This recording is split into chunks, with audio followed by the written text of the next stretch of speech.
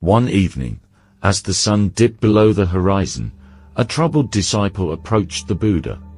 He bowed deeply and said, "O wise one, my anger controls me, I speak harsh words.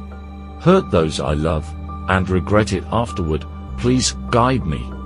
The Buddha looked at his disciple with gentle eyes. "Sit, and let me tell you a story," he said. There was once a man whose temper ruled his life. One day, he shouted at his wife over a small mistake, leaving her in tears. Another time, he lost control at work, insulting a close friend who never spoke to him again. His anger drove people away, and soon, he found himself alone, drowning in regret. Desperate for change, he sought wisdom from a revered monk. The monk listened patiently, then handed him a small bowl of water.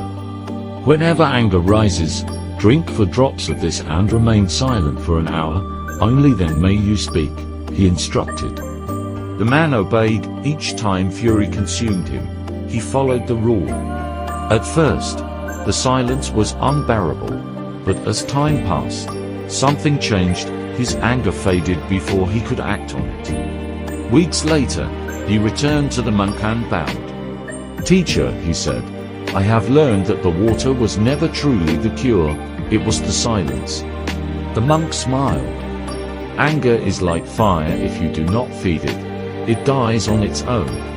The bottle was never the solution, the silence was." The Buddha looked at his disciple and said, "Like the man in the story, you too can master your anger. When you feel it rising, do not act, do not speak. Let it pass like a wave returning to the ocean. In silence, you will find peace." The disciple bowed deeply, his heart filled with understanding. How many times have we spoken in anger, only to regret it later? How often have we hurt those we love, not because of who we are, but because of a moment of weakness? Anger is powerful, but so is wisdom. Next time you feel it rising, remember this. Pause. Breathe. Stay silent. Let time wash away the fire.